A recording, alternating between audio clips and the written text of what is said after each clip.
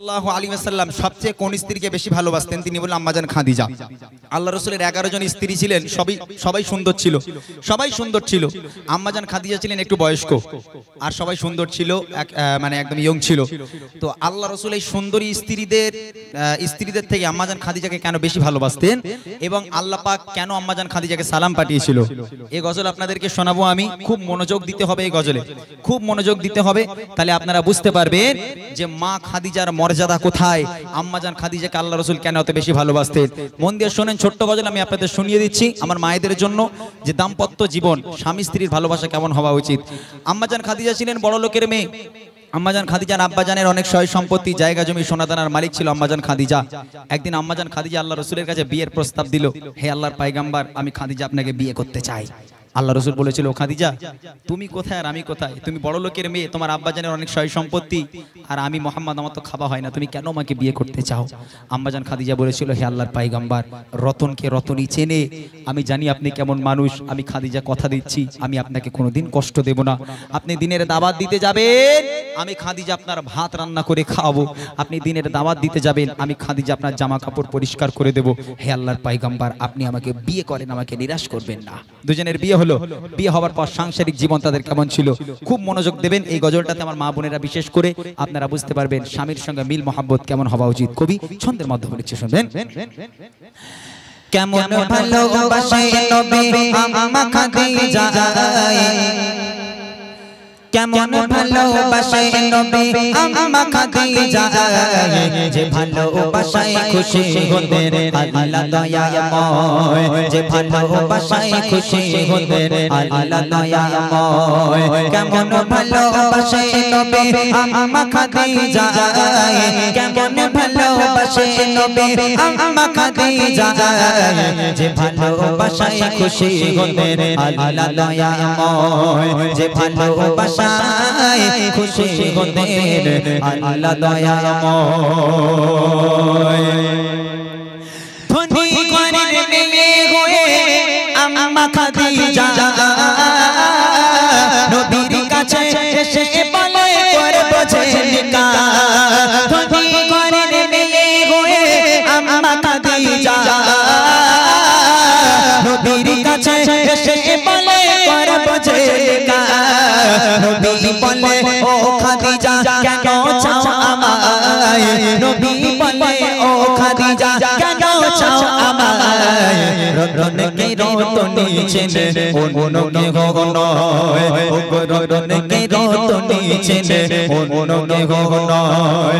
কেমন ভালোবাসে নবী আম্মা খাদিজা, কেমন ভালোবাসে নবী আম্মা খাদিজা, যে ভালোবাসায় খুশি হতেন আল্লাহ দয়াময়, যে ভালোবাসায় খুশি হতেন আল্লাহ দয়াময়। দিনের দাওয়াত দিতে গেলেন নবী। দিনের দাওয়াত দিয়ে কোনোদিন রাত 12টা, কোনোদিন 1টা, কোনোদিন 2টো, কোনোদিন 3টে, রাত বেরাত আল্লাহ রাসূল বাড়িতে আসতো। একটা দিনের জন্য আল্লাহ রাসূল দিনের দাওয়াত দিয়ে যত রাতই হোক না কেন বাড়িতে এসে একটা দিনের জন্য কোনোদিন দুবার দরওয়াজায় টোকা মারার প্রয়োজন পড়েনি। আল্লাহ রাসূল যতই রাত্রে বেলা বাড়ি আসুক, দরওয়াজার সামনে দাঁড়িয়ে একবার শুধু টোকা মারবে, সঙ্গে সঙ্গে দরজা খুলে যেত। আম্মাজান খাদিজার সামনে দাঁড়িয়ে আল্লাহ রাসূল প্রশ্ন করে, ও খাদিজা তুমি কি সারা রাত ঘুমাও না? বলছে কেন? বলছে আমি একবার টোকা মারিয়া তুমি দরজা খুলে দাও, কেমন করে পারো? তুমি কি ঘুমাও না? আম্মাজান খাদিজা বলেছিল, হে আমার স্বামী, হে আল্লাহর পয়গম্বর, আপনি যখন বাইরে থাকেন আমি খাদিজা ঘুমোতে পারি না, বড় টেনশন হয়, বড় চিন্তা হয়, ভয় হয়, না জানি কাফেরেরা আপনার উপর কোনো আক্রমণ করলো কিনা, কাফেরেরা আপনার কোনো ক্ষতি করে দিল কিনা। এই চিন্তায় আমি খাদিজা সারা রাত ঘুমাইনি, আপনার অপেক্ষায় দরওয়াজার গোড়ায় আমি অপেক্ষায় বসে থাকি। আহা কি ভালোবাসা! আর আমার ঘরের মায়েরা, হ্যাঁ, ছেলে যদি রাত 12টার সময় কাজ থেকে বাড়ি আসে, আল্লাহ রাসূলের মতো একবার দরওয়াজায় টোকা মারার প্রয়োজন হয় না, ওদের দরওয়াজা ঘুষি মারতে হয়, কিল মারতে হয়, কোন কোন দরজা ভেঙেও যাচ্ছে, তো আমার মায়েদের ঘুম ভাঙে না, সব জান্নাত থেকে ঘুরে বেড়াচ্ছে। উদি বলে আমার স্বামী আমার সোনার চাঁদ। উরি বাপ রে বাপ, কি ভালোবাসা! আম্মাজান খাদিজার থেকে আমার মায়েরা বেশি ভালোবাসে স্বামীকে, রাগ করবেন না আপনারা। কেমন ভালোবাসা আম্মাজান খাদিজা আল্লাহ রাসূলকে বেসেছিল। কবি লিখছে, দেখেন, দিনের দাওয়াত দিতে নবী যায় গো দারে দারে, অপেক্ষাতে বসে থাকে বিবি নিজের ঘরে। দিনের দাওয়াত দিতে নবী যায় গো দারে দারে,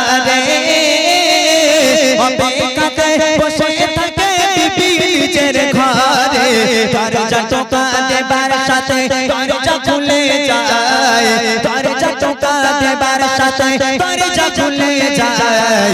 বিবি বলে আপনি ছাড়া ঘুম নাহি হয়, ও বিবি বলে আপনি ছাড়া ঘুম নাহি হয়। কেমন ভালোবাসে নবী আম্মা খাদিজা, কেমন ভালোবাসে নবী আম্মা খাদিজা, যে ভালোবাসায় খুশি হতেন আল্লাহ দয়াময়, যে ভালোবাসায় খুশি হতেন আল্লাহ দয়াময়। একদিন নবী রাত করে বাড়িতে এলো, বাড়িতে এসে দরওয়াজায় টোকা মারলো। আম্মাজান খাদিজা দরজা খুললো, দরজা খুলে আম্মাজান খাদিজা সামনে দাঁড়িয়ে আছে। আল্লাহ রসুল আম্মাজান খাদিজাকে দেখে হাউমাউ করে কেঁদে উঠেছে। কেন জানেন? আল্লাহ রসুল দেখছেন খাদিজা দাঁড়িয়ে আছে, কিন্তু খাদিজার জামাটা এমন ভাবে ছিঁড়ে গেছে, এমন ভাবে জামাটা ছেঁড়া, ও জামা সেলাইও করা যাবে না, তাবলিও মারা যাবে না। এই দেখে আল্লাহ রসুল হাউমাউ করে কেঁদে উঠেছে। আম্মাজান খাদিজা বলছে, হে আমার স্বামী, আপনি কাঁদছেন কেন? কি হয়েছে আপনার? আল্লাহ রসুল কাঁদতে কাঁদতে বলছো, খাদিজা তুমি কোন ঘরের মেয়ে খাদিজা? তোমার আব্বাজানের এত সয় সম্পত্তি, এত জায়গা জমি সোনাদানার মালিক তুমি, আজকের আমাকে বিয়ে করে দেখো, তোমার সব সোনাদানাগুলো এনে আমি নবী আমার রাস্তায় তুমি কুরবানি করে দিয়েছো। আজ তোমার জামাটা এমন ভাবে ছিঁড়ে গেছে, আমি স্বামী হয়ে সেলাইও করে দিতে পারবো না। ও খাদিজা, আমি তোমাকে ভালো রাখতে পারলাম না। আম্মাজান খাদিজা কাঁদতে কাঁদতে আল্লাহ রসুলকে জড়িয়ে ধরেছে, হে আমার স্বামী, আমি কোনোদিন আপনার কাছে কষ্ট পাইনি, কোনোদিন আপনার কাছে আমি কষ্ট পাইনি, আমি আপনার কাছে খুব সুখে আছি। তবে জীবনে কিছু চাইনি, দুটো তিনটে জিনিস চাইবো, আমাকে দেবেন? আল্লাহ রসুল বলছেন, ও খাদিজা তোমার কি চাই বলো? আম্মাজান খাদিজা বলছে, আমার প্রথম নম্বর আবদার, আমি খাদিজা যেদিন ইন্তেকাল হয়ে যাব, ওই দোকান থেকে কাফন কিনে পড়ালে হবে না, তাহলে আপনার এই পিরান, আপনার এই জুব্বা মুবারক আমাকে কাফন করে দিতে হবে, রাখবেন? আল্লাহ রসুল বলছে, দ্বিতীয় নম্বর কি? আম্মাজান খাদিজা বলছে, আমার দ্বিতীয় নম্বর আবদার হলো, আমি খাদিজা যখন আমাকে কবরে শোয়ানো হবে, আমাকে কবরে শোয়ানোর সময় আপনি আগে কবরে নিজে নামবেন, কবরের চারপাশটা একবার হাঁটবেন, কেননা আমি খাদিজা কবরের আযাবের ভয় পাই। কবর যদি আমাকে আযাব দেয় আমি সহ্য করতে পারবো না, আপনার পায়ে ছাপ থাকলে কবর আমাকে আর আযাব দেবে না। আর তিন নম্বর আবদার হলো, আমি খাদিজা আমার কবরে শোয়ানোর পর মুনকার নেকির ফারিস্তারা যতক্ষণ আমার সওয়ালের জবাব না করবে, আমার কবর থেকে আপনি বাড়ি গেলে হবে না, কবরের ধারে আপনাকে বসে থাকতে হবে, পারবেন? আল্লাহ রসুল বলছেন, ও খাদিজা তোমার তিনটে আবদার আমি মেনে নিলাম, চলো তোমার তিনটে আবদার আমি পূরণ করব। আমার মায়ের এরকম আবদার করেছে কোনোদিন? কোনো মা বলেছে আমি মরে যাওয়ার পর একটু ভালো করে দোয়া করো, শুক্রবারে করে একটু জিয়ারাত করো, একটু মৌলী সাহেব এই কালিকাপুর মাদ্রাসা থেকে ছেলে পুলেদের ডেকে একটু খাইও, আলিম ওলামা খাইও, ওসব বলে? ওই সব নেই। দেখো 15 আগস্ট হয়ে গেলে একটু দিঘায় যাবে না, একটু বকখালি যাবে না, এইসব আবদার আমার মায়েদের শুধু। হ্যাঁ, আমার মায়েদের এরকম কোনো আবদার হয় না। কিন্তু আম্মাজান খাদিজা আল্লাহ রসুলের কাছে কি আবদার করেছিল, কবি লিখছে দেখেন।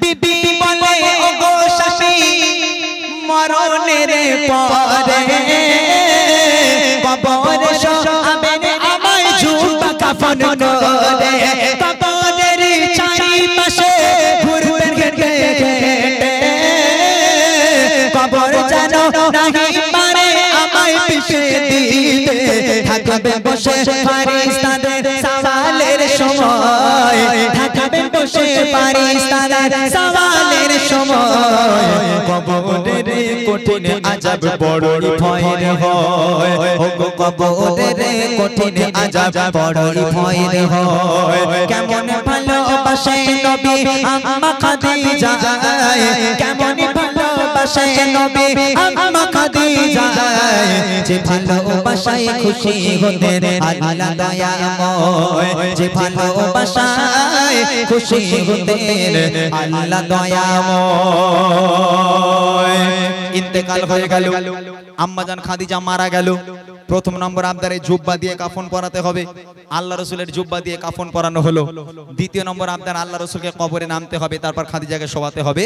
আল্লাহ রসুল কবরে নামলো, কবরের চারপাশটা একবার হাঁটলো, হাঁটার পর এবার আম্মাজান খাদিজাকে কবরে শোয়ানো হলো। কবরে শোয়ানোর পর এই মুখটাকে কেবলার দিকে রাখতে হয়, পশ্চিম দিক করে রাখতে হয়। তো কবরের মধ্যে আম্মাজান খাদিজার এই মুখটাকে নিয়ে যতবার কেবলার দিকে ঘোরানো হয়, আম্মাজান খাদিজার মুখটা ঘুরে অটোমেটিক আসমানের দিকে হয়ে যায়। আবার একবার চেষ্টা করা হলো, আবার আম্মাজান খাদিজার মুখটাকে নিয়ে কেবলার দিকে পশ্চিম দিকে ঘোরানোর চেষ্টা করা হয়, আবার অটোমেটিক আসমানের দিকে হয়ে যায়। আল্লাহ রসুলও পেরেশান, সাহাবারাও পেরেশান, খাদিজার মুখটা কেবলার দিকে কেন ঘোরে না, টেনশনে পড়ে গেল।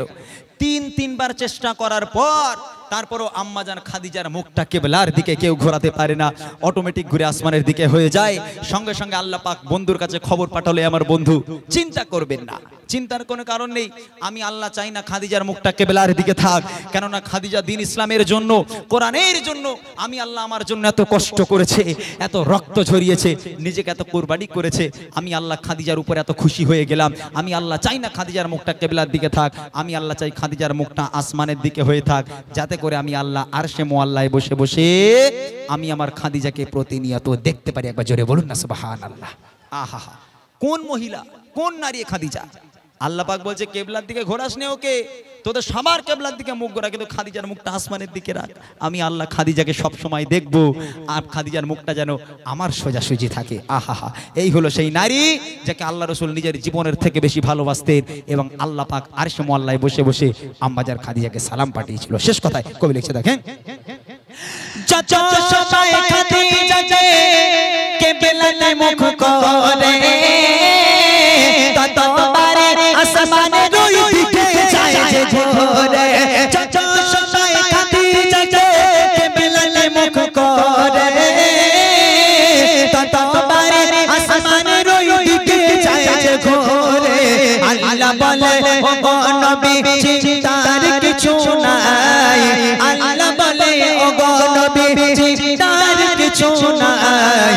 খাদিজাকে দেখবো বলে আমি সর্বদাই, ও গো খাদিজাকে দেখবো বলে আমি সর্বদাই। কেমন ভালোবাসে নবী আম্মা খাদিজা, কেমন ভালোবাসে নবী আম্মা খাদিজা, যে ভালোবাসায় খুশি গোদের আল্লাহ দয়াময়, যে ভালোবাসায় খুশি গোদের আল্লাহ দয়াময়, যে ভালোবাসায় খুশি গোদের আল্লাহ দয়াময়, যে ভালোবাসায় খুশি গোদের আল্লাহ